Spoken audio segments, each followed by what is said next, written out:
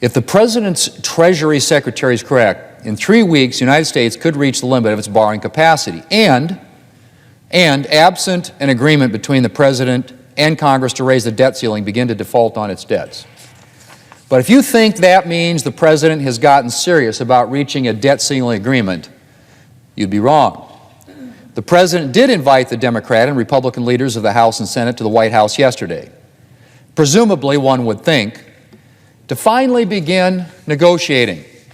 But as it turned out, the meeting was apparently little more than an occasion for the President to reiterate his position that he won't negotiate.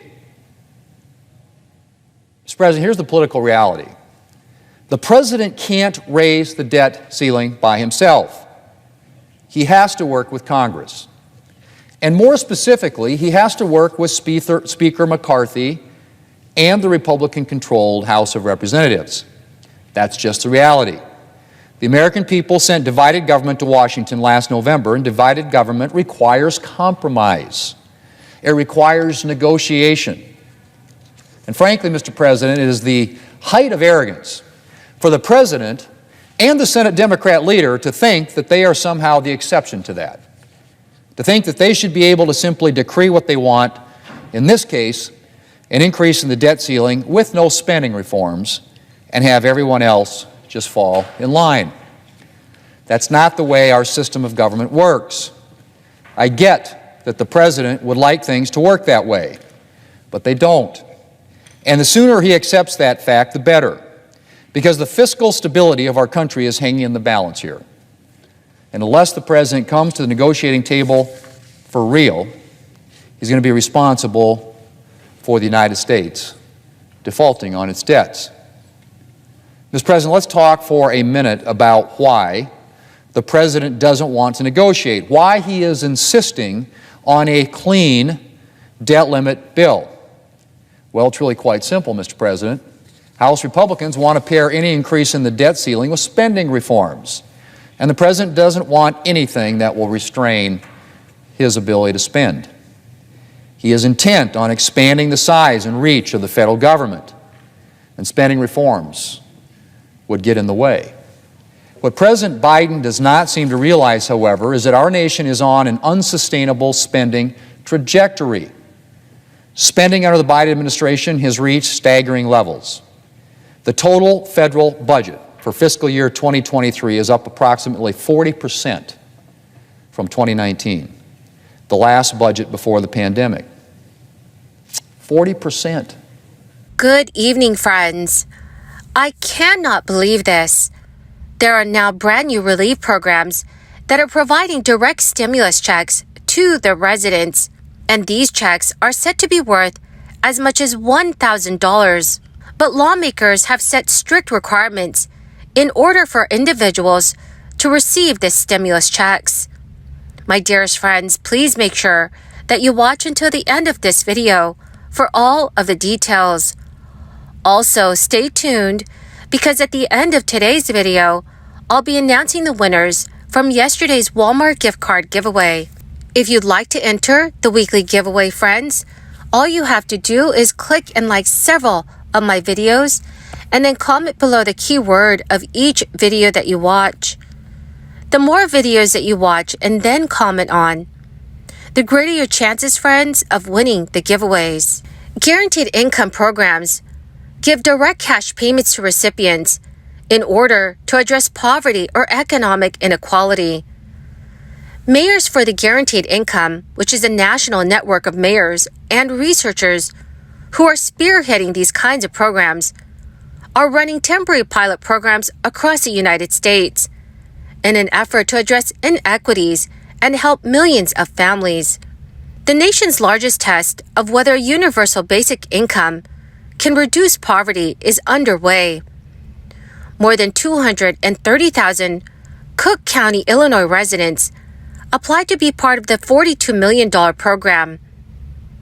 3,300 households that won a lottery to participate in the 2-year program recently received their first of 24 $500 monthly payments. Half of the participants earned $21,000 or less annually, and 58% of households that are participating in the program include children. The federal government sets the poverty line at $26,500 for a family of 4. In addition, Chicago officials are also testing a guaranteed income program by sending $500 to 5,000 households for 1 year. But Illinois is not the only state that is testing guaranteed income programs. All around the Golden State, families are receiving monthly payments through their participation in guaranteed income pilot programs. Some of the programs have already started, like the Los Angeles County Guaranteed Income Demonstration Project, which has been sending 1,000 families $1,000 payments since last spring and will do so through spring 2025. Over in San Diego County, California, families and individuals impacted by the crisis could be eligible for a $4,000 stimulus check from the county. Starting this May, applications are being accepted for the county's one-time grant program. Recovery Action Fund for Tomorrow is aimed at helping low-income Americans who were affected by the crisis. San Diego County officials said more than 2,000 families that meet eligibility can potentially receive $4,000 checks. Applicants will be required to provide proof of qualifications, and selections will be made at random. Once chosen, those individuals will have the money transferred into their bank accounts. The funds will not have to be paid back. When it comes to government programs, many lawmakers disagree. Federal student loan borrowers are facing a consequential year ahead. By the end of June, the Supreme Court is expected to issue a final decision on whether President Biden's plan to cancel up to $20,000 in student debt for federal borrowers who make under $125,000 a year is legal. The implementation of that relief has been paused since November 2022 due to 2 conservative backed lawsuits, and the faith of the broad relief has remained in limbo. The broad relief is not the only thing at stake. Student loan payments are expected to resume 60 days after June 30th, or 60 days after the Supreme Court issues its decision. This means that millions of borrowers will be resuming their payments after an over 3-year pause, regardless of whether they received the loan forgiveness or not. And along with the payment resumption, the Education Department has announced a host of other plans to make the transition easier for borrowers by creating the most affordable repayment plan ever and implementing permanent reforms to targeted debt relief programs like public service loan forgiveness. Those changes are part of the department's broader plan to overhaul student loan servicing and to make it work better for borrowers. But whether any of those changes can effectively happen largely depends on whether Congress gives federal student aid enough money. Biden's budget requested $2.7 billion for federal student aid, a $620 million increase over the 2023 spending level.